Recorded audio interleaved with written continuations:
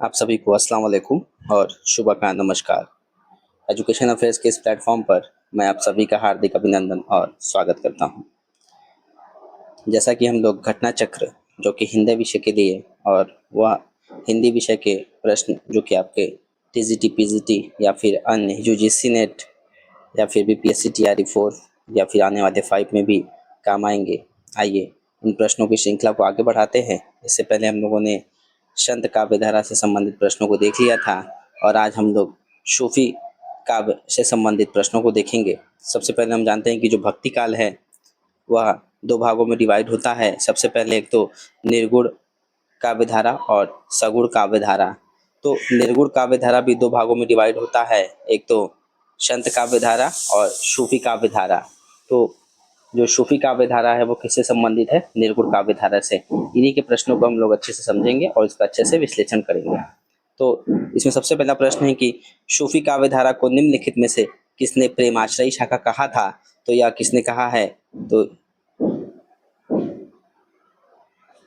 यह कहा है आचार्य रामचंद्र शुक्ल ने। ठीक है। जो सूफी काव्य को प्रेमाश्रयी शाखा जो सूफी काव्य धारा को डॉक्टर राम कुमार वर्मा ने प्रेमाश्रयी शाखा कहा है, जबकि रामचंद्र शुक्ल ने इसको प्रेम मार्ग की शाखा कहा है।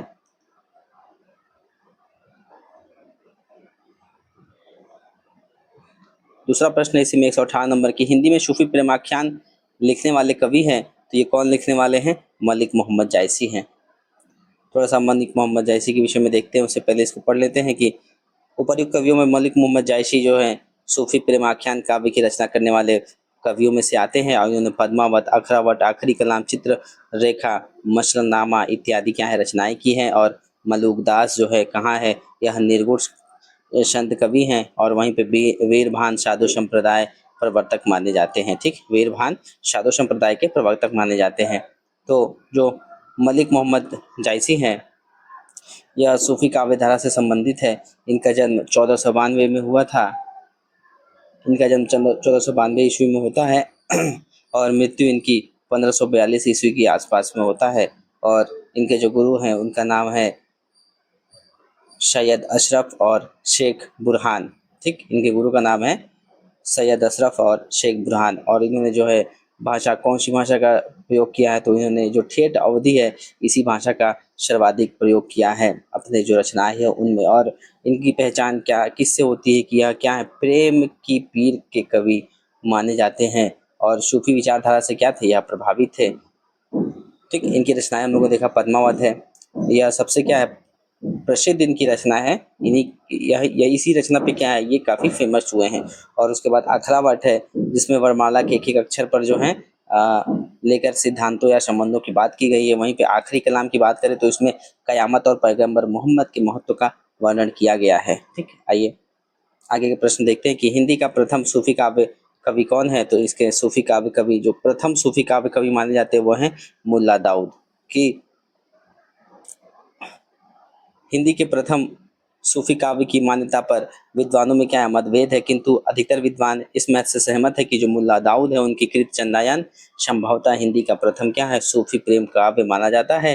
इसमें चंदायन में नायक कौन है? लोरिक एवं नायिका कौन है? चंदा की प्रेम का कथा का इसमें वर्णन किया गया और यह कौन सी भाषा में है? या अवधी भाषा में लिखी गई है। इस आधार पर मुल्ला दाऊद को हिंदी का प्रथम सूफी काव्य माना जा सकता है। तो अगर मुल्ला दाऊद की बात करें तो जो इनकी रचना है चंदायन लमसम, यह रचना 1379 के आसपास मानी जाती है और यह किसके समकालीन थे? फिरोज शाह तुगलक के। और ये कहाँ के रहने वाले थे मुल्ला दाऊद? तो यह उत्तर प्रदेश रायबरेली के थे। कहाँ के थे? रायबरेली, जहाँ झुमका गिरा था।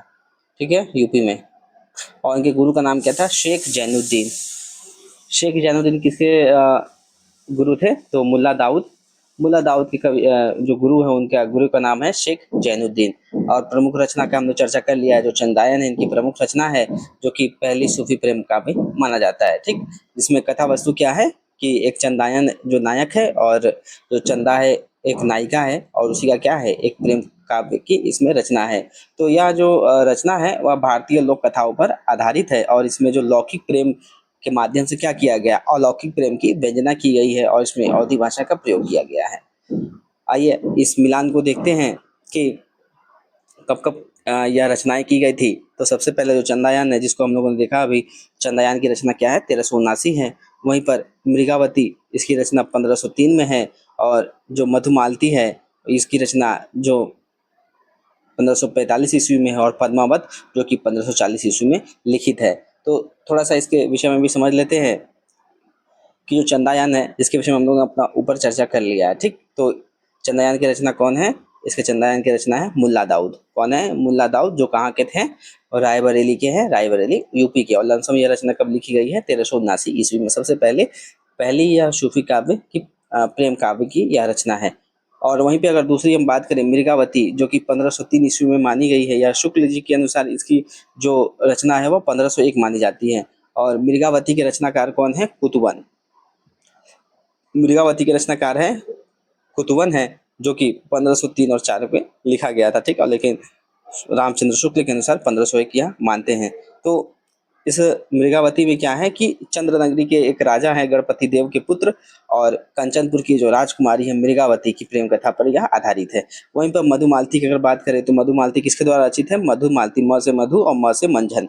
तो यह रचना मंझन के द्वारा रचित है, जो 1540 के आसपास लिखी गई है। सॉरी, 1545 में यह लिखी गई थी। और इसमें क्या है, जो नायक है वो मनोहर है, और महारस नगर की जो राजकुमारी मधुमालती है उसका प्रेम कथा का इसमें वर्णन किया गया है। वहीं पे अगर हम पद्मावत की बात करें तो यह सबसे प्रख्यात महाकाव्यों में से एक माना जाता है, जो कि किसके द्वारा रचित है? मलिक मोहम्मद जायसी के द्वारा यह रचित है। और इसमें जो चित्तौड़ के राजा रत्नसेन और सिंघल द्वीप की जो है राजकुमारी पद्मावती का क्या है, इसमें प्रेम का भी है, प्रेम काव्य है। और इसमें जो क्या क्या बताया गया है, जो लौकिक प्रेम के माध्यम से इसमें भी अलौकिक प्रेम की जो रहस्यवाद है उसको दर्शाया गया है। आगे का प्रश्न है कि 121 नंबर की सूफी काव्य पद्धति का अंतिम ग्रंथ कौन सा है? तो सूफी काव्य का पद्धति का अगर अंतिम ग्रंथ माना जाए तो वह यूसुफ जुलेखा को माना जाता है कि सूफी काव्य पद्धति का अंतिम जो ग्रंथ है उसके लेखक यूसुफ जुलेखा है, जिसकी रचना 1790 में नवाब शेख निशान ने की थी। तो यूसुफ जुलेखा क्या है? जुलेखा एक रचना है जिसके रचनाकार कौन है? नवाब शेख निशार है। और कासिम शाह के यहाँ कासिम शाहकृत हंस जवाहिर की पद्धति पर इन्होंने अपने प्रेम काव्य का जो नाम है वह यूसुफ जुलेखा रखा है, जिसमें प्रेमी यूसुफ का, इसमें कौन है? प्रेमी यूसुफ है, और प्रेमिका जुलेखा के नाम पे यह रखा गया। और इन काव्य के जो नायक नायिका है क्या है? काल्पनिक नहीं है, यह सत्य जो घटना है उस पर आधारित है। यूसुफ का वृत्तांत जो है, यूसुफ का वृत्तांत कहाँ पे आता है? कुरान में आया है। कुरान का 12वां सूरा यूसुफ के नाम पर से पुकारा जाता है। कुरान शरीफ के उसी यूसुफ नामक व्यक्ति के प्रेम कथा शेख निशार ने अपने काव्य यूसुफ जुलेखा में लिखा है। ठीक, तो यह क्या है? एक वास्तविक कहानी है एक तरीके से। मसनवी शैली में लिखित इस कृति में आशफुद्दौला की प्रशंसा की गई है, क्योंकि उन दिनों वही शाह वक्त थे और यूसुफ जुलेखा की भाषा जनपदी अवधी है। ठीक, तो लमसम जो भी सूफी काव्य धारा में जो कविताएं लिखी गई या काव्य लिखी गई तो वो अवधी भाषा में लिखी गई थी। और फिर सूफी काव्य धारा से जब हम आगे बढ़ते हैं राम काव्य धारा में या कृष्ण काव्य धारा में, तो वहाँ ब्रज भाषा की होड़ हमको देखने को मिलती है। ठीक, तो यहाँ पे वही सब चर्चा है जो हम लोगों ने ऊपर चर्चा किया था। यहाँ पे एक मसनवी शैली है, तो मसनवी शैली को भी थोड़ा सा मैं शॉर्ट में बता देता हूँ कि ये मसनवी शैली क्या है कि इसमें सबसे पहले जो है गॉड का स्तुति किया जाता है। मतलब यह इसमें जैसे कि अल्लाह का स्तुति किया जाता है। ठीक है, मतलब गॉड की स्तुति की जाएगी। फिर उसके बाद गॉड के बाद पैगंबर मोहम्मद जी का यहाँ पे उल्लेख किया जाता है, मतलब उनकी स्तुति किया जाता है। फिर यहाँ पे जो खलीफा है उनका स्तुति किया जाता है। फिर उसके बाद गुरु का किया जाता है। तो इस प्रकार से क्या है, ये एक रचना शैली है जिसमें स्तुति किया जाता है ऊपर से लेकर डाउन नीचे तक। अगला प्रश्न है इसमें कि सूफी काव्य परंपरा का सर्वश्रेष्ठ रचना कौन सा है? तो सर्वश्रेष्ठ रचना किसको माना गया है? पद्मावत को माना गया है। और इसके लेखक कौन है? मलिक मोहम्मद जायसी है। और यह 1540 ईस्वी में लिखित रचना है, जो कि मलिक मोहम्मद जायसी के द्वारा लिखी गई थी। और इसमें जो है चित्तौड़ के राजा एक रत्नसेन है, और सिंघल मतलब श्रीलंका द्वीप की राजकुमारी पद्मावती है, उनका इसमें क्या है? प्रेम काव्य है। और इसका शैली और भाषा की चर्चा करें तो यह अवधी भाषा में लिखा गया है, दोहा और चौपाई छंदों में। और विषय प्रेमाख्यान काव्य, जिसमें लौकिक प्रेम के माध्यम से क्या किया गया? अलौकिक जो प्रेम है उसकी जो रहस्यवाद है उसको दर्शाया गया है। और अगर पद्मावत की महत्वता की बात करें तो हिंदी साहित्य में क्या है? सूफी काव्य परंपरा का यह सर्वश्रेष्ठ प्रबंध काव्य माना जाता है। 123वां प्रश्न है कि सूफी प्रेमाख्यान रचनाओं की भाषा कौन सी है? तो सूफी प्रेमाख्यान जो मैंने बताया भी कि सूफी में जो भी रचनाएं लिखी गई सूफी काव्यधारा में, तो वह विशेषकर अवधी भाषा में ही लिखी गई हैं। कि सूफी प्रेमाख्यान रचनाओं की भाषा क्या है? अवधी है। और प्रेमाश्रयी शाखा के मुस्लिम सूफी कवियों की काव्य धारा को प्रेम मार्गी सूफी माना जाता है, क्योंकि प्रेम से ही प्रभु मिलते हैं, ऐसी उनकी मान्यता है। तो जो ये सूफी काव्य धारा है, तो इसमें क्या है कि प्रेम के माध्यम से हम लोग ईश्वर को प्राप्त कर सकते हैं, इसमें ऐसा बताया जाता है। तो इन लोगों ने इसी प्रकार से इन कविताओं का या इन काव्यों का रचना किया है। तो ईश्वर की तरह प्रेम भी सर्वव्यापी है, और ईश्वर का जो जीव के साथ प्रेम का ही संबंध हो सकता है, यही उनकी रचनाओं का क्या है, मूल तत्व है। उन्होंने प्रेम गाथाएं लिखी हैं। ये प्रेम गाथाएं फारसी की जो मसनवी शैली है उस पर रची गई है, और इन गाथाओं की भाषा अवधी है, और इनमें दोहा चौपाई छंदों का क्या किया गया है, प्रयोग किया गया है। सूफी कवियों को सबसे प्रिय अलंकार कौन है? तो वह है क्षमाशोक्ति। की सूफी कवियों में अन्योक्ति, क्षमायोक्ति, रूपक, प्रतीक, उपमा, उत्प्रेक्षता, अतिशयोक्ति अलंकार का प्रयोग है। अतः विकल्प के आधार पर जो है किस कौन सा विकल्प है इसमें सही? क्षमाशोक्ति अलंकार है। क्षमाशोक्ति का क्या मतलब है, थोड़ा समझ लेते हैं शॉर्ट में। कि यह अलंकार है जहाँ पे क्या होता है, जो अप्रस्तुत मतलब जिसका सीधे वर्णन नहीं कि हो रहा है, ठीक, का वर्णन करते हुए भी उसको क्या क्या करते हैं, उसको प्रस्तुत करते हैं। अगर सरल शब्दों में समझे तो इसमें एक वस्तु या व्यक्ति की कहानी या स्थिति का वर्णन किया जाता है, लेकिन उसी वर्णन के माध्यम से किसी दूसरी वस्तु या व्यक्ति की स्थिति भी अपने आप स्पष्ट हो जाती है। तो अगर हम इसको और सरल भाषा में समझाएं तो जैसे कि यह अलंकार क्या है, मानवीय कलर थोड़ा जो मानवीय कलर अलंकार है उससे थोड़ा सा अलग है, ठीक। मानवीय कलर में जो मानवीकरण अलंकार है, जहाँ पे क्या करते हैं, निर्जीव चीज को भी क्या करते हैं, जिसमें जान नहीं रहता उसको हम लोग सजीव बना देते हैं, ठीक। और क्षमाशोक्ति में क्या है कि दो अलग अलग वस्तुओं के लिए समान विशेषताओं का प्रयोग करके दोनों का जो भाव है एक साथ हम लोग व्यक्त करते हैं, है ना। इनमें सूफी काव्यधारा के कवि कौन नहीं है? अगला प्रश्न 125। तो इसमें से कौन नहीं है? तो मुल्ला दाऊद हैं, सूफी काव्य से संबंधित है। जायसी है, कुतुबन है, बट नामदाश नहीं है, ठीक। तो मुल्ला दाऊद, जायसी, कुतुबन, मंजन, उस्मान, शेख नबी, कासिम शाह, नूर मोहम्मद अली सूफी है, जबकि नामदास क्या है, सिख संत थे, ठीक। अगर गुरु नामदेव की हम लोग बात करें तो यह संत नामदेव के नाम से जाने जाते हैं, और वे हिंदी और मराठी साहित्य के क्या है, एक महान संत और कवि है। और इनका समय काल देखा जाए तो 13वीं शताब्दी से लेकर के 14वीं शताब्दी के बीच, मतलब 1270 से लेकर के 1350 ईस्वी तक इनका काल माना जाता है। और ये कहाँ जन्मे थे? तो यह जो नामदास है कहाँ के थे, या महाराष्ट्र के थे। और जो पेशे से क्या थे, एक यह टेलर थे, मतलब दर्जी थे, और वहीं से अपनी भक्ति और आध्यात्मिक ज्ञान में क्या करते हैं, उसको बढ़ावा देते हैं। अगला प्रश्न है कि 126 नंबर, प्रेम मार्गी कवि नहीं है। तो इसमें पूछा गया कि प्रेम मार्गी कवि कौन नहीं है? तो इसमें मलिक मोहम्मद जैसी, मंजन है, और मुल्ला दाऊद है। बट जो सूरदास है वो क्या है, यह कृष्ण काव्य धारा से संबंधित है, और यह प्रेम मार्गी से संबंधित नहीं है, ठीक। इसमें वही बताया गया है। थोड़ा सा अगर सूरदास के विषय में थोड़ा समझ लेते हैं शॉर्ट में एकदम। तो जो सूरदास हैं उनका जन्म 1478 ईस्वी माना जाता है, माना नहीं जाता है मतलब है 1478, और 1583 तक, मतलब 1583 में इनकी मृत्यु हो जाती है। और इनके गुरु कौन है? इनके गुरु हैं वल्लभाचार्य, ठीक। और ये अष्टछाप कवियों में आते हैं, और इन्होंने क्या किया है, वात्सल्य रस का सम्राट भी कहा जाता है किनको, सूरदास को। और भाषा इनकी कौन सी है? ब्रज भाषा, ठीक। जैसे हम लोग भक्ति काल में, अगर भक्ति काल के जो सगुण काव्य धारा है उसमें अगर हम लोग कृष्ण काव्य धारा, राम काव्य धारा में जाएंगे तो वहाँ पे जो रचनाएं हमको दिखेंगी वह ब्रज भाषा में देखने को मिलती है। तो इनकी क्या है, मतलब जो रचनाएं हैं वह ब्रज भाषा में ही है। और इनकी रचनाएं कौन कौन सी, जैसे कि सूरदास की रचना हो गई सूर सागर हो गई, सूर स्वरावली हो गई, और साहित्य लहरी हो गई। अगला प्रश्न है कि प्रेमाख्यान काव्य परंपरा या सूफी कवियों का मुख्य दर्शन है, इनका मुख्य दर्शन कौन सा है? तो इनका मुख्य दर्शन है तसव्वुफ, ठीक। तो सूफी दर्शन को हम लोग तसव्वुफ भी कहते हैं। सूफी शब्द की उत्पत्ति हम लोग लेकर के बहुत से मत अलग अलग विद्वानों ने दिया है, और कुछ विद्वानों का मत है कि सूफी शब्द सफा से निकला है, जिसका अर्थ है विशुद्धता, मन, विचार और कर्म की विशुद्धता, ठीक। जिन लोगों के बारे में यह शब्द बोला जाता है उनका चित्त शुद्ध होता है, और खुदा के प्रेम के साथ साथ उनके दिल में उसके बंदों के लिए भी क्या है, प्रेम पाया जाता है। सूफी काव्य धारा के जो तसव्वुफ है उसके दर्शन के अनुसार सूफियों के दुनिया को प्रेम और अमन की तालीम दी है। सूफी मतों में प्रसिद्ध 4 सिलसिलों के नाम इस प्रकार हैं, ठीक है। तो मतलब जो सूफी सिलसिला मतलब सूफी मत में अगर देखें तो 4 सिलसिले हमको देखने को मिलते हैं, मतलब एक तरीके से ये संप्रदाय है कह सकते हैं जिन्होंने सूफी काव्य धारा का प्रचार प्रसार किया। तो इसमें चिश्तिया हो गया, कादरिया हो गया, नक्शबंदी हो गया और सुहादवर्ती हो गया। अगला 128वां प्रश्न है कि अनलहक मैं ही ब्राह्मण हूँ, मैं ही ब्रह्म हूँ, सॉरी, अनलहक मतलब मैं ही ब्रह्म हूँ की घोषणा किसने की है? तो यह मंसूर ने की है। अरब में अल हिलाज मंसूर अथवा मंसूर हल्लाज नामक सूफी संत को जब ज्ञान प्राप्त हुआ तो वह अनहलक अर्थात क्या है, मैं सत्य हूँ की घोषणा करने लगा। और उनके गुरु जो है कौन, जुनैद या जुवैद थे, उन्होंने अन लहक मैं ही ब्रह्म हूँ का सिद्धांत प्रतिपादित किया। उन्होंने किताब तवाशिफ नामक सूफी मत का एक ग्रंथ लिखा था जिसमें इनके सिद्धांत प्रतिपादित है। अनहलक सिद्धांत भारतीय अद्वैत दर्शन के अहम ब्रह्मास्मि से भी क्या है, प्रेरित है। अगला प्रश्न है कि उदधि आई तेई बंधन किन्हा इति दशमात अमर पद लिन्हा, यह पंक्तियां किसकी हैं?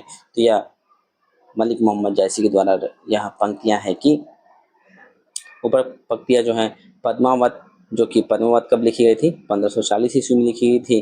किसके द्वारा? मलिक मोहम्मद जैसी की। और इसमें पद्मावत में कितने खंड है? 57 खंड। क्या है, एक महाकाव्य माना जाता है। और मलिक मोहम्मद जैसी के विषय में मैंने बताया कि यह क्या है, निर्गुण काव्य धारा में प्रेमार्गी शाखे, प्रेमार्गी जो है या प्रेमाश्रयी शाखा के एक महान कवि माने जाते हैं। और जैसी का जन्म 1492 में होता है और इनकी मृत्यु 1548 में होती है। ठीक है, और इनके गुरु का क्या नाम है? इनके गुरु का नाम था सैयद अशरफ और शेख बुरहान। ठीक, और इन्होंने कौन सी भाषा का प्रयोग किया है? जायसी ने तो ठेठ अवधि का ज़्यादा प्रयोग किया है। और इनकी रचनाएं पद्मावत हो गया, अखरावत हो गया और आखिरी कलाम हो गया। आचार्य रामचंद्र शुक्ल ने प्रेमाख्यान परंपरा का हिंदी का प्रवर्तक किसे माना है? तो जो आचार्य रामचंद्र शुक्ल के अनुसार प्रेमाख्यायी परंपरा का हिंदी का में प्रवर्तक प्रथम कवि किसको माना गया है? तो कुतुबन को माना गया है। तो आचार्य रामचंद्र शुक्ल ने जो मृगावती 1501 में रचित, इसके रचयिता कौन है? कुतुबन को प्रेमाख्यान परंपरा का प्रथम कवि मानते हैं। कुतुबन की मृगावती में जो नायक है वह राजकुमार तथा नायिका मृगावती के प्रथम दर्शनजन्य प्रेम का निरूपण अत्यंत क्या है, भावात्मक शैली में किया गया है। और इसी को रामचंद्र शुक्ल प्रथम जो इसको क्या मानते हैं, प्रथम जो लेखक है सूफी काव्य धारा का वह मानते हैं। और अगर इनसे अन्य तथ्य को अगर देखें तो भक्ति काल की प्रेमाख्या परंपरा में ग्रंथ है, जैसे कि भक्ति काल की जो प्रेमाख्यायी शाखा है जिसे हम लोग सूफी शाखा भी कह रहे थे, उसमें मृगावती हो गया, पद्मावत हो गया, मधुमालती हो गया और चित्रावली हो गया, रत्नशाल हो गया। तो ये सब क्या है, सूफी काव्य धारा से संबंधित रचनाएं हैं। वहीं पर डॉक्टर हजारी प्रसाद द्विवेदी ने ईश्वर दास की जो रचित सत्यवती कथा है, जो कि 1500 ईस्वी में मानी जाती है, उसको प्रेमाख्यान परंपरा का प्रथम ग्रंथ मानते हैं। ठीक, तो हजारी प्रसाद द्विवेदी किसको मान रहे हैं? सत्यवती कथा जो कि 1500 ईस्वी में लिखी गई थी उसको मान रहे हैं। ठीक, जो किसके द्वारा लिखा गया था? ईश्वर दास के। वहीं पर आचार्य रामचंद्र शुक्ल मृगावती जो कि 1501 में लिखा गया था कुतुबन के द्वारा, उसको मान रहे हैं। अगर कुतुबन की बात करें तो यह सूफी प्रेमाख्यान धारा के एक प्रमुख कवि हैं। और इनकी जो रचना है हम लोगों ने देखा 1503 में इन्होंने कौन सी रचना लिखी है? तो मृगावती लिखी है कुतुबन ने। और इनके जो गुरु हैं कौन है? इनके गुरु का नाम, कुतुबन के गुरु का नाम क्या है? शेख बुरहान है। ठीक, और मलिक मोहम्मद जैसी के भी गुरु का नाम शेख बुरहान और सैयद अशरफ था और इनके गुरु का नाम है शेख बुरहान। ठीक, और इन्होंने क्या लिखा है? मृगावती एक प्रेम काव्य लिखा है। और इनकी भाषा शैली कौन सी थी? अवधी भाषा है। 131वां प्रश्न है कि आचार्य रामचंद्र शुक्ल प्रेमाख्यान परंपरा की पहली रचना किसे मानते हैं? तो वह किसे मानते हैं? मृगावती जो कि कुतुबन के द्वारा लिखा गया है। वहीं पर हजारी प्रसाद द्विवेदी किसको मानते हैं? सत्यवती कथा जो कि ईश्वर दास के द्वारा रचित है। ठीक, कुतुबन के गुरु का नाम क्या है? तो कुतुबन के गुरु का नाम आचार्य रामचंद्र शुक्ल ने कुतुबन के गुरु के जो चिश्ती वंश के शेख बुरहान को बताया है। ठीक, किसको माना है? शेख बुरहान को कुतुबन के गुरु बताया गया है। किसके द्वारा? आचार्य रामचंद्र शुक्ल के द्वारा। और यहाँ पे जो क्या है प्रश्न है थोड़ा सा गलत है। कुतुबन के गुरु का क्या नाम है? तो कुतुबन के गुरु का नाम है शेख बुरहान। मुल्ला दाऊद की भाषा है, मुल्ला दाऊद की भाषा कौन सी है? ठेठ अवधी। ठीक, तो मुल्ला दाऊद इनके विषय में थोड़ा चर्चा कर लेते हैं। पहले इनको थोड़ा यहाँ पे देखते हैं विश्लेषण इसका कि मुल्ला दाऊद का जो भाषा है वह ठेठ अवधी है। देखिए, एक अवधि होता है ना, ठेठ अवधि और अवधि में थोड़ा सा अंतर होता है। एक ये अवधि है और यहाँ पे क्या है? ठेठ अवधि है। अवधि क्या है, साहित्यिक भाषा है। और वहीं पे ठेठ अवधि क्या है, ये भी साहित्यिक भाषा है, बट इसमें क्या है, ग्रामीण जो शैली है उसका प्रयोग किया जाता है। मुलादावती काव्य कृतियों में वैशवाड़ी अवधि का भी प्रभाव हमको देखने को मिलता है। इनकी रचनाओं में ठेठ, पूर्वी अवधि एवं अपभ्रंश का प्रयोग अधिक है। मुल्ला दाऊद अवधि के प्रथम कवि हैं और मुल्ला दाऊद ने सन 1379 में या 1379 में क्या है, चंद्रयान नामक सूफी काव्य की एक रचना की थी। तो मुल्ला दाऊद की रचना कौन सी है, चंद्रयान है। ठीक, तो चंद्रयान क्या है, ये भी एक प्रेम काव्य है। चंद्रयान को मुल्ला दाऊद ने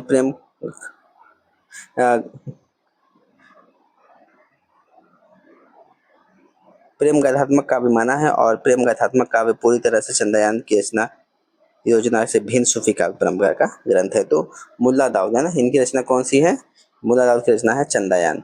तो अगर मुल्ला दाऊद की जो चंद्रयान है, अगर उस रचना की बात करें तो लमसम या 1379 मानी गई है। ठीक है, और चंद्रयान क्या है, ये भी एक प्रेम काव्य है और जिसमें क्या है, नायक कौन है, लोरिक है या लोरक, और इसमें जो नायिका है वह चंदा है। तो इनकी क्या है, प्रेम काव्य का इसमें वर्णन दिया गया है और इनकी भाषा हम लोगों ने देखा ठेठ अवधि है। 135 नंबर प्रश्न है कि ज्ञानदीप नामक प्रेमाख्यान काव्य की नायिका कौन है, तो इसके नायिका कौन है, देवयानी की। ज्ञानदीप सूफी काव्य धारा के रचयिता शेख नबी हैं। इस काव्य की नायिका कौन है, देवयानी, तथा नायक कौन है, राजा ज्ञानदीप हैं। शेख नबी को जहांगीर का क्या है, समकालीन माना जाता है।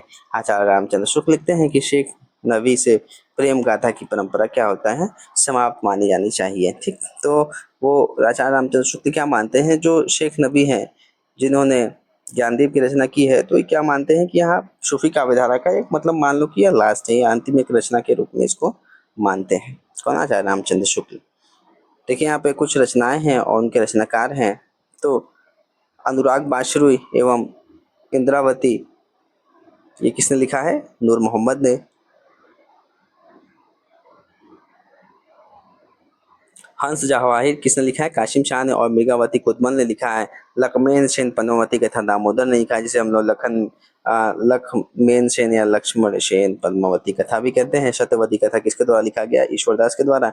वहीं माधव नाल काम करनला गणपति के द्वारा। माधव काम करनला एक चौपाई है जो कि कुशल लाभ के द्वारा लिखित है, और चित्रावली जो कि किसके द्वारा लिखित है, उस्मान के द्वारा। और रस रतन पोकर कवि के द्वारा रचित है। सूफी मत में वर्णित सूफी, अगला नंबर प्रश्न है 136 नंबर की, सूफी मत में वर्णित साधक की 4 अवस्थाएं बताई गई, शरीयत, तरीकत, मारिफत, हकीकत की। भारतीय भक्ति मार्ग के साथ ही क्रम में संगत करना है, तो इसका क्या हो जाएगा, आचरण, उपासना, सिद्धावस्था और सत्यबोध। आइए इसका विश्लेषण देखते हैं कि सूफी मत में वर्णित साधक की 4 अवस्थाएं मानी गई हैं। साधक की 4 अवस्था, शरीयत, तरीकत, मारिफत और हकीकत की। भारतीय क्या है, भक्ति मार्ग के साथ ही यह क्या है, सही क्रम है। और जिसका क्या है, आचरण, मतलब यह भक्ति काल से ऐसे संबंधित है। देखिए, शरीयत मतलब आचरण, तरीकत मतलब उपासना, मारिफत मतलब सिद्धावस्था, हकीकत मतलब सत्यबोध।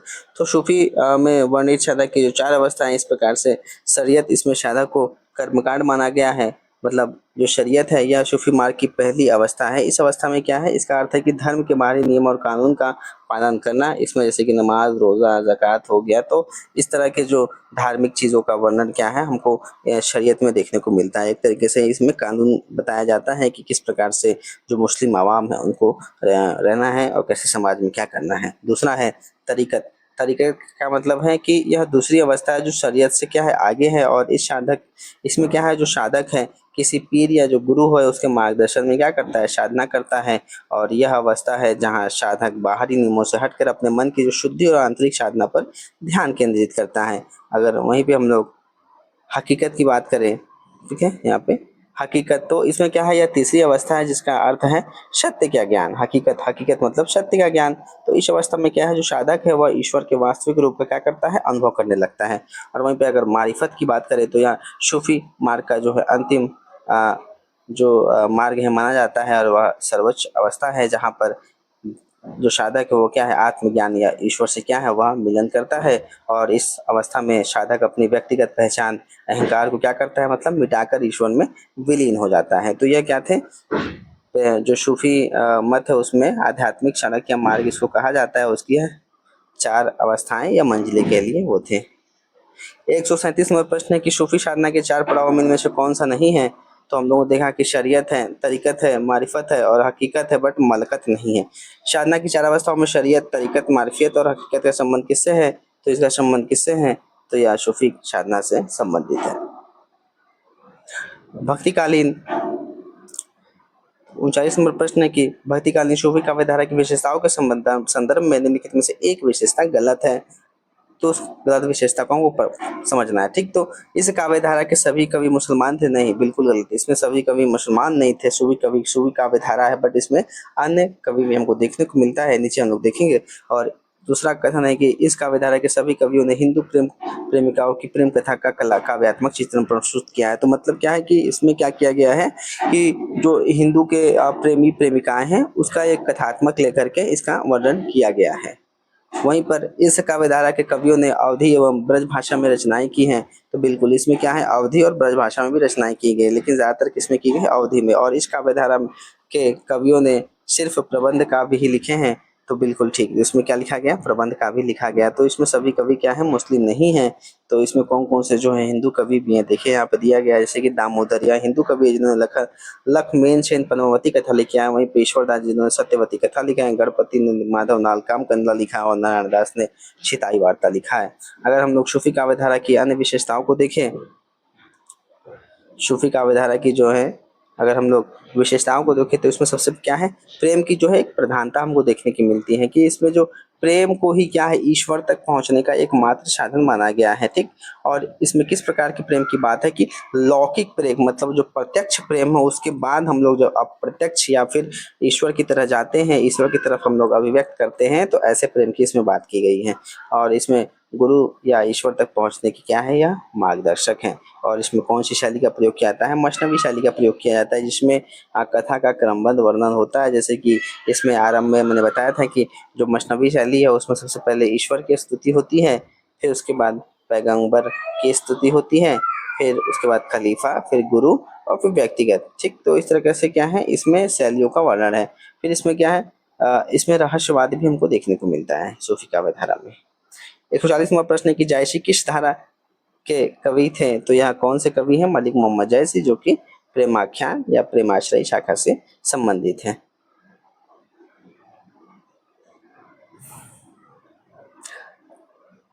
एक सौ 141वां प्रश्न है कि सूफी मुक्तक काव्य का प्रथम रचयिता इनमें से कौन सा कवि था? तो इसमें जो है मुक्तक कवि की रचना कौन है? वह है अमीर खुसरो। सूफियों ने विशेषता प्रबंध काव्यों की रचना की है, किंतु इसके द्वारा मुक्तक शैली पर भी कुछ रचनाएं की गई है। मुक्तक शैली में लिखने वाले में क्या कौन है? अमीर खुसरो है, ठीक। अमीर खुसरो जैसा कि हम जानते हैं, अमीर खुसरो इनका जन्म 1253 में होता है और मृत्यु 1325 ईस्वी में होता है, ठीक। इनका यह जीवन काल है। और अगर इनके जो गुरु हैं वे प्रसिद्ध सूफी संत जो कौन है, इनके अमीर खुसरो के गुरु कौन है? तो निजामुद्दीन औलिया। तो निजामुद्दीन औलिया के शिष्य कौन है? अमीर खुसरो है, ठीक। और इनकी अगर भाषा की हम बात करें तो इन्होंने फारसी, अरबी, तुर्की और सबसे महत्वपूर्ण हिंदवी, उस समय की भाषा जिसे हम लोग खड़ी बोली वर्तमान समय में कहते हैं, तो उसमें भी रचनाएं की थी। अगर इनका योगदान करें तो संगीत, साहित्य और संस्कारिक एकता में क्या किया? अमीर खुसरो ने बहुत सारा योगदान भी दिया है। मोहिका हसेसी मोहिका हंसे की को हरी किसने इससे कहा है? तो यह जायसी ने शेरशाह से कहा है, ठीक। आइए इस वक्तव्य को समझते हैं कि ऊपर पंक्ति जायसी ने शेरशाह सूरी से कही थी। एक बार जायसी शेरशाह के दरबार में गए और बादशाह ने इतना कुरूप चेहरा देखकर हंस दिया। जायसी ने शांत भाव से पूछा, मोह की हंसी की को हर रही, अर्थात तू मुझ पे हंस रहा है या उस कुम्हार पर या इस पर? शेरशाह ने लज्जित होकर के क्षमा मांगी। मतलब क्या था कि जो मलिक मोहम्मद जायसी है उनका जो रूप है, मतलब उनको क्या था, चेचक की बीमारी थी, जिस कारण से जो उनका शरीर है थोड़ा सा कुरूप टाइप का दिखता था, ठीक। मतलब सुंदर नहीं दिखता था। तो जब वह शेरशाह के दरवाजे पे जाते हैं, उनके जब दरबार में जाते हैं, तो उनको देख करके जो शेरशाह शुरू है क्या है, उनको देख करके हंसते हैं। तो इसी हंसी जब वह हंसते हैं तो इसी हंसी का जवाब देते हुए मलिक मोहम्मद जायसी बोलते हैं कि तुम मुझ पे हंस रहे हो या मुझे जिसने बनाया है उस पे हंस रहे हो? तो एक कवि का इशारा ही काफी होता है और शेरशाह समझ जाते हैं। उसके बाद वह क्षमा मांगते हैं। अगला प्रश्न है कि पद्मावत का बंगला अनुवाद किसने किया है? तो यह आलो उजालो ने किया है। पद्मावत मलिक मोहम्मद जायसी द्वारा रचित 57 खंडों में महाकाव्य रचना है, जो कि 1540 ईस्वी में लिखा गया था, जिसमें नायक रत्नसेन और सिंघल द्वीप की राजकुमारी जो है पद्मावती, उसका इसमें वर्णन किया गया है। और यह 57 खंडों में एक महाकाव्य है और इसकी बोली क्या है? अवधी बोली में यह बद्ध है। और इस महाकाव्य का बंगला भाषा में अनुवाद किसने किया है? आलो उजाला या अलाउल ने किया है, जिसे बंगला भाषा के कवि रहे हैं। ठीक, तो जो पद्मावत है उसका बंगला में अनुवाद किसने किया है? आलो उजाला में। आलो उजाला। पद्मावत किस भाषा में लिखा गया था? तो यह अवधी भाषा में लिखा गया है। मलिक मोहम्मद जायसी को जायसी कहा जाता है, क्योंकि उन्हें जायसी इसलिए कहा जाता है क्योंकि वो कहाँ के थे?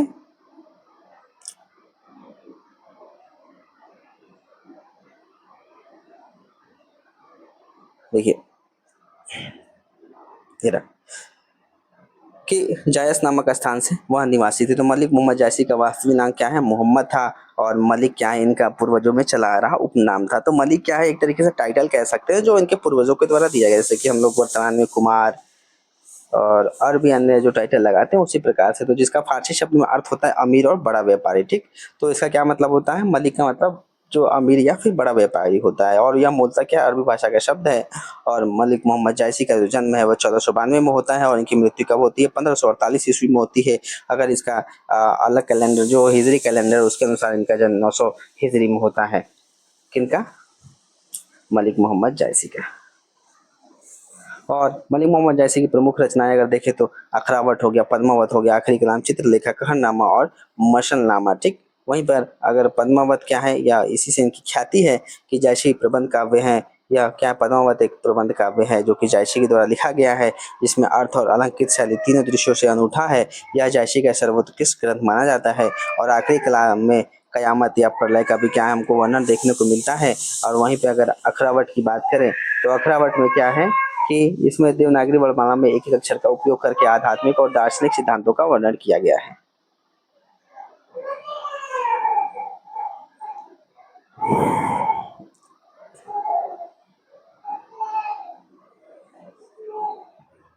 एक सौ 40 नंबर प्रश्न है कि पद्मावत की विधा है। तो पद्मावत की कौन सी विधा है? वह प्रबंध काव्य में रचनाओं को लिखते हैं। और कहरनामा किसकी रचना है? तो कहरनामा जायसी की रचना है। ठीक, मलिक मोहम्मद जायसी की रचना है कहरनामा। और उसके बाद अखरावट हो गया या पद्मावत, ये भी सब किसकी रचना है? मलिक मोहम्मद जायसी की। कयामत का वर्णन जायसी द्वारा रचित काव्य में हुआ है। तो जो कयामत का वर्णन है वो कहाँ मिलता है? आखिरी कलाम। ठीक, तो इस ग्रंथ में उन्होंने क्या किया? इस्लाम धर्म से संबंधित विषयों जैसे कयामत, जिसे हम लोग प्रलय कहते हैं, और पैगंबर मोहम्मद की महिमा का क्या किया गया है? इसमें वर्णन किया गया है आखिरी कलाम में। मलिक मोहम्मद जायसी के प्रसिद्ध प्रबंध काव्य का क्या नाम है? तो इनके काव्य का नाम है पद्मावत, जो कि 1540 ईस्वी में लिखा गया था। इसी से इनकी ख्याति है पद्मावत। ठीक, जिसमें 57 क्या है? खंड है और यह एक महाकाव्य माना जाता है।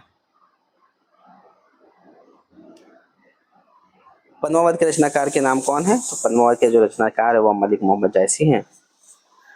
अखरावट काव्य की कृति के रचयिता कौन है? तो अखरावट किसकी रचना है? वह मलिक मोहम्मद जायसी की रचना है। और देखिए यहाँ पे अगर हम लोग अखरावट की बात करें तो अखरावट क्या है? एक ऐसी रचना है जिसमें क्या है जायसी ने देवनागरी जैसे वर्णमाला के एक एक अक्षर का उपयोग करके जो आध्यात्मिक, जो स्पिरिचुअल और जो दार्शनिक सिद्धांत है इसका वर्णन किया है। मतलब एक तरीके से यह डिक्शनरी टाइप का है जिसमें सिद्धांतों का वर्णन किया गया है। जायसी के सर्वोत्कृष्ट ग्रंथ का क्या नाम है? तो वह पद्मावत है। इन्हीं से इनकी ख्याति है, जो कि 1540 ईस्वी में लिखा था। पद्मावत क्या है? एक त्रासदी है, एक मुक्तक काव्य है, गेय काव्य है। तो यह एक त्रासदी मानी गई है। ठीक, इसके विषय में थोड़ा देखिए चर्चा करते हैं कि मलिक मोहम्मद जैसी द्वारा पद्मावत की रचना 1540 ईस्वी में की गई थी। पद्मावत अवधी भाषा में लिखा गया है। ठीक, इसकी भाषा कौन सी? अवधी है। और चूंकि पद्मावत क्या एक प्रेमाख्यान प्रबंध काव्य है जिसमें चित्तौड़ के राजा कौन है? रतन सेन। और सिंघल द्वीप की राजकुमारी कौन है? पद्मावती। उन्हीं के विवाह एवं विवाह के बाद के जीवन का चरित्र इसमें मार्मिक वर्णन किया गया है, इसीलिए इसे एक त्रासदी माना जाता है। पद्मावत को एक रूपक काव्य भी माना जाता है। इन खंडों में विभक्त किया गया है। इसके जो नायक है, नायिका तथा अन्य पात्रों का प्रतीकात्मक रूप इस प्रकार है। इसमें जो नायक नायिका है, अन्य जो भी कैरेक्टर्स है, जो चरित्र इसमें जिन्होंने जिन्होंने अपनाए हैं, तो उनके यहाँ पर कुछ प्रतीक है कि आखिर वो किस चीज, कौन से प्रतीक को फॉलो करते हैं। तो पद्मावती बुद्धि हो गया, परमात्मा या परम सत्ता की क्या है? प्रतीक मानी जाती है। चित्तौड़, चित्तौड़ क्या है? शरीर का प्रतीक है। रत्न सेन क्या है? मन का प्रतीक है। सिंघल क्या है? सिंघल द्वीप जो कि श्रीलंका वह हृदय का प्रतीक है। और राघवन चेतन ये कौन है? शैतान का प्रतीक है। अलाउद्दीन खिलजी जो कि माया का प्रतीक है। नागमती जो संसार का प्रतीक है। और हीरा मनतोता जो कि क्या है? गुरु का प्रतीक इसमें माना गया है। और अगर अगर इसी त्रासदी की बात करें तो आखिर इसको त्रासदी माना क्यों जाता है ना, इसको भी थोड़ा समझ लेते हैं। और इसे किसने कहा है आखिर? एक यह त्रासदी है। तो अगर इसको समझे तो यह एक पन्नव एक त्रासदी है, यह बताया गया है विजय देव नारायण के द्वारा। किसके द्वारा? विजय देव नारायण के द्वारा बताया गया है। क्या है? एक पद्मावत यह एक ट्रेजेडी है। क्यों? क्योंकि पद्मावत में यह ट्रेजेडी मानने के पीछे एक कारण क्यों बताते हैं कि सबसे पहले नायक की मृत्यु, ठीक, कि पद्मावत की कहानी का अंत क्या है? दुखद है। और इसका नायक राजा रत्न सेन अपनी प्रेमिका को पाने के बाद भी क्या है? मारा जाता है। ठीक है, तो एक त्रासदी हो गई। फिर नायिका का दुखद अंत, कि नायिका का भी दुखद अंत होता है। कैसे? कि जो नायिका है पद्मावत पद्मावती, तो वह अपने पति की मृत्यु के बाद क्या करती है? जौहर कर लेती है। मतलब खुद का एक तरीके से कह सकते हैं जौहर क्या थी? एक प्रथा थी कि अगर पति मर जाए तो क्या करेंगे? हम लोग भी अपने प्राणों को त्याग देंगे। तो ये क्या है? ये इसका भी एक दुखद अंत होता है। नायक की जिस प्रकार से मृत्यु हुई तो उसके बाद नायिका भी खुद की मृत्यु दे देती है। तो एक त्रासदी हो गया। फिर प्रेम की विफलता। ये कहानी का मुख्य उद्देश्य क्या रहता है? कि प्रेम को पाना। लेकिन यहाँ क्या है? इस प्रेम काव्य में देखा जाए तो प्रेमी और प्रेमिका का मिलन क्या है? अधूरा ही रह जाता है। और संसार एक साथ नहीं रह पाते ये लोग। और एक तो आध्यात्मिक अर्थ का इसका भी कारण है कि जायसी ने इस काव्य में क्या है? लौकिक प्रेम के माध्यम से अलौकिक प्रेम की बात कही है। लेकिन इस दृष्टिकोण से अगर देखें, जो आत्मा के प्रतीक है रत्नसेन तथा जो परमात्मा की जो प्रतीक है पद्मावती से मिलन सांसारिक मोह के कारण अधूरा रह जाता है, जो क्या है? एक आध्यात्मिक त्रासदी है। तो इनका मिलन भी अधूरा रह जाता है। तो इनके कारण क्या बताया गया है विजय देव नारायण शाही के द्वारा? कि सबसे पहले तो नायक की मृत्यु, फिर उसके बाद नायिका का दुखद अंत हो जाता है, फिर प्रेम की जो विफलता देखी जाती है, फिर एक आध्यात्मिक अर्थ के रूप में भी देखा जाता है। तो इसलिए इसको त्रासदी मानी जाती है। किसके द्वारा? विजय देव नारायण के द्वारा। अगला प्रश्न है कि पद्मावत के किस भाषा में लिखा गया? तो यह अवधी भाषा में लिखा गया। पद्मावत के कितने अनुच्छेदों का नाम है? तो यह खंड है। अनुच्छेदों के नाम क्या है? खंड है। और कितने खंड है? 57 खंडों में डिवाइड है। और पद्मावत किसकी रचना है? मलिक मोहम्मद जायसी की। और 1540 ईस्वी में यह लिखा गया था। इसी से इनकी ख्याति है। पद्मावत में रत्नसेन किसका प्रतीक है? तो पद्मावत में जो है रत्नसेन किसके प्रतीक है? तो यह मन के प्रतीक है। पद्मावत में मन का प्रतीक कौन है? तो मन का प्रतीक कौन है? नागमती है। और शुआ जो कौन है? यहाँ गुरुत्व का प्रतीक है। और राजा रत्नसेन जो कि मन का क्या बोलते हैं? मन का प्रतीक कौन है यहाँ पे? नागमती है। देखिए यहाँ पे गलत थोड़ा दिया गया है। पद्मावत में अगर देखा जाए, देखिए यहाँ पद्मावत में जो मन का प्रतीक है वो कौन है? राजा रत्नसेन है। हाँ सही है, सॉरी मुझसे मिस्टेक हो गया था। और जो पद्मावत में मन का प्रतीक कौन है? राजा रतनसेन है। पद्मावत में पद्मिनी का प्रतीक कौन है? तो परम सत्ता। पद्मावत में गुरु का प्रतीक कौन है? तो राजा सुआ। जो तोता सुआ है वह गुरु का प्रतीक है। राघव चेतन, जो राघव चेतन इनमें से किस सूफी काव्य का पात्र है? तो वह कौन से काव्य का पात्र है राघव चेतन? तो वह पद्मावत का है, जो कि मलिक मोहम्मद जायसी के द्वारा रचित है। कि पद्मावत में से यह ज्ञात होता है कि राजा रतन सेन के दरबार में राघव चेतन नामक क्या था? एक पंडित था। यह यक्षणी सिद्ध थी। और उसने अवैधिक आचरण पर क्रुद्ध होकर राजा ने उसे देश से निकाल दिया था। और राघव चेतन प्रत्युत, मतलब क्या है कि राघव चेतन क्या है? मतलब वही दरबार पर रहता है, लेकिन उसके आचरण से आचरण अच्छा नहीं रहता है, जिससे क्या कहते हैं राजा उसको उस देश से निकाल देते हैं, वहां से निकाल देते हैं। और राघव चेतन का क्या है? थोड़ा सा भैया मिस लग जाती है दिल पे। उसके बाद क्या है? वो बदले की क्रूर में आ जाता है। और क्या करता है? अलाउद्दीन जो को जा करके यह खबर देता है कि जो पद्मावती के सौंदर्य का क्या करता है? वहां पे वर्णन करता है। उसके बाद फिर आगे की कहानी चलती है। पद्मावत के रतन सेन की पत्नी का क्या नाम था?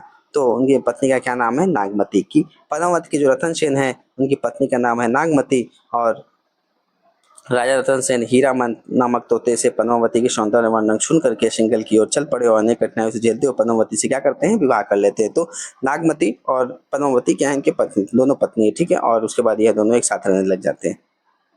इनमें से कौन सी कृति जैसे कि अक्षय कीर्ति का आधार है? तो अगर जो पद्मावत है जो मलिक मोहम्मद जैसी द्वारा रचित है, तो यह अक्षय कीर्ति का आधार माना गया। मतलब यह सर्वश्रेष्ठ है। इन्हीं के इसी से क्या है? एक तरीके से फेमस समझ सकते हैं हम लोग।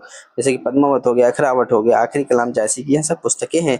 और जैसे अखरावट में क्या है? वर्णमाला के एक एक अक्षर से लेकर के एक-एक अक्षर पे क्या है जो सिद्धांत संबंधित तत्वों को यह बताया गया है। मतलब जैसे मान लीजिए कि हिंदी का वर्णमाला क हो गया तो क के अनुसार क्या है कुछ सिद्धांतों की बात कही गई है, फिर ख हो गया, इस प्रकार से। तो इस पुस्तक में जो ईश्वर, सृष्टि, जीव, प्रेम आदि विषयों पर विचार प्रकट किए गए हैं और आखिरी कलाम में किस चीज़ की बात की गई है? कयामत का वर्णन किया गया है। और जो अक्षय कीर्ति है जायसी की, वह है पद्मावत, जिसके पढ़ने से यह प्रकट होता है कि जायसी का हृदय क्या है, कैसा कोमल और प्रेम की पीर से भरा हुआ था। भले ही वो देखने में सुंदर नहीं थे, उनको थोड़ी बीमारी थी, दिक्कत थी, परंतु अगर उनके काव्य को हम लोग देखें तो वह बहुत ही कोमल और प्रेम की पीर से भरा हुआ काव्य हमको प्रतीत होता है। पद्मावत को क्षमाशोक्ति किसने कहा है? तो पद्मावत जो रचना है, सॉरी, जो पद्मावत रचना है उसको क्षमाशोक्ति, क्षमाशोक्ति मतलब किसी अन्य अर्थों में बातों को कहना, तो वह आचार्य रामचंद्र शुक्ल ने माना है। आचार्य रामचंद्र शुक्ल के अनुसार पद्मावत का जो प्रेम, लौकिक तथा कथा जो है क्षमाशोक्ति है। और यह भी कहना कठिन है कि पद्मावत का पूर्व राग असंगत है, कारण न वह रूप दर्शन जन्य है, न ही साहचर्य जन।